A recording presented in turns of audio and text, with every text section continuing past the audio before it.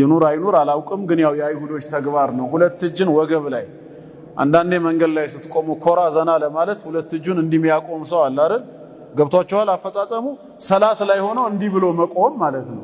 ወይ መልቀቅ ነው መዛሃብ አለው፣ ካልሆነ ደረት ላይ ማስቀመጥ ነው። ሱናውም እሱ ነው። ነገር ግን እዚህ ወገብ አካባቢ ኩላሊት ያለበት ቦታ ማለት ነው እጅን እንደዚህ ማድረግ ተኸሱር የተጠላ ተግባር ነው። لحديث أبي هريرة رضي الله عنه قال نهى رسول الله صلى الله عليه وسلم أن يصلي الرجل مختصرا سويو الجن እንደዚህ አድርጎ መስገድን የአላህ መልእክተኛ ከልክለዋል። متفق عليه ቡኻሪና ሙስሊም የዘገቡት የተስማሙበት ሐዲስ ነው። ولقول عائشة رضي الله عنها እናታችን አይሻ ምን ትላለች? أنها كانت تكره أن يجعل المصلي يده في خاصرته ሰውየው በኻሲራው በወገቡ አካባቢ ላይ እጁን ማሳረፉን እምትጠላ እንደነበረች ተገልጿል ማለት ነው። ይሄንንም ቡኻሪ ነው የዘገበው። ሌላው አራተኛ የተጠላ ተግባር ነው።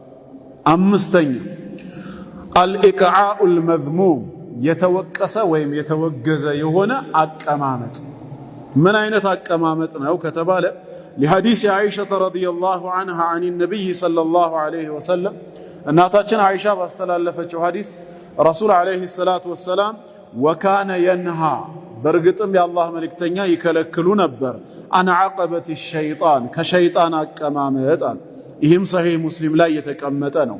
ምንድነው ይሄ አቀማመጡ ሲባል هذا الإقعاء ይህ አይነቱ አቀማመጥ አልመክሩህ የተጠላ የሆነው وهو እሱም أن يلصق آليته بالأرض ሰውየው ሁለቱንም መቀመጫ ቂጦቹን ከመሬት ጋር ሄዶ ያገናኛቸዋል።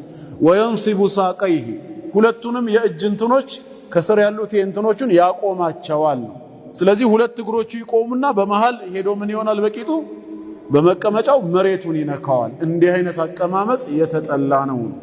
ወየضع يديه على الأرض የዛኔ እጆቹ ምን ያደርገዋል? መሬቱ ላይ ነው የሚዳረገው። እዚህ ላይ ሳይሆን ታፋው ላይ ሳይሆን መሬቱ ላይ ያደርጋል። ይሄ ውሻም የሚያደርገው ነው። የውሻም አቀማመጥ ይባላል። ኢማሙ ነወዊ ረሂመሁላህ ሸርሕ ሰሒህ ሙስሊም ላይ የተጠላ ተግባር መሆኑን ነግረውናል።